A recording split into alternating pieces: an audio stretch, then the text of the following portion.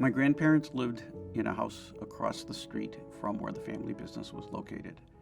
And we lived down the street across from them.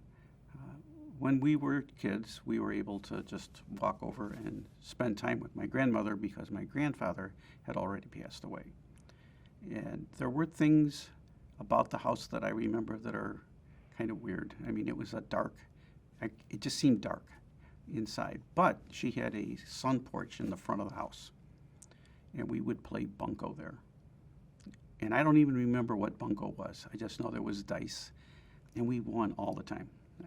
I don't understand why we were so good at that game. There was a basement. We would go down in the basement, and there was just all kinds of stuff in there that we just didn't even know what it was.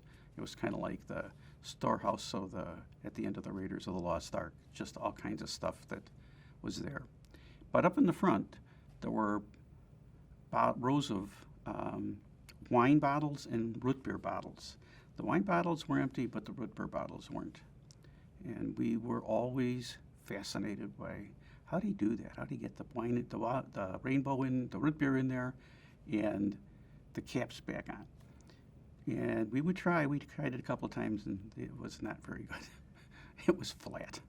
I mean, and it'd probably been there over a decade, I would suspect by that point. But we tried it. She was a really neat person. We liked her. We'd go over there for dinner in the evening sometimes.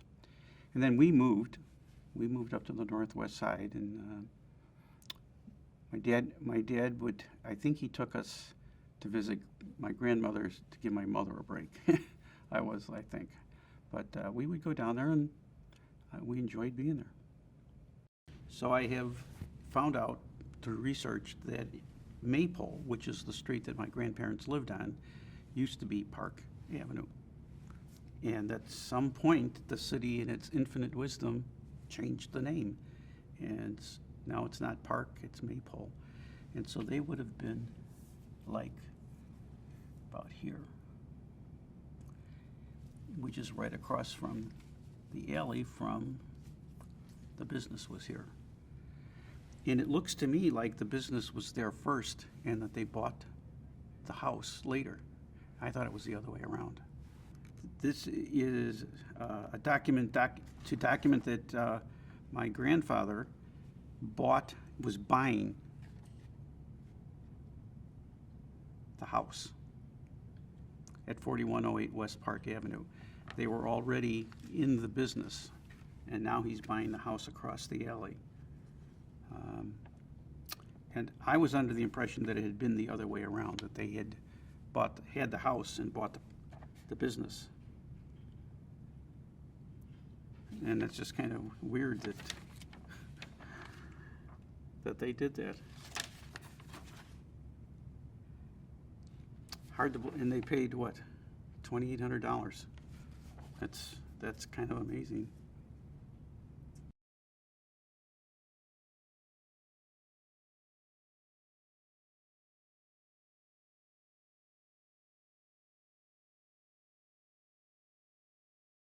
So this is the front of the building. This was Lake Street, and the business was at 4109 West Lake Street.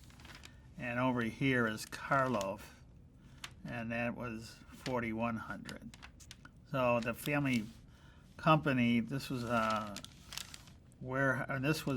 service where we kept the trucks in the garages and so on. And this was office and so on up here, and there were more trucks back here.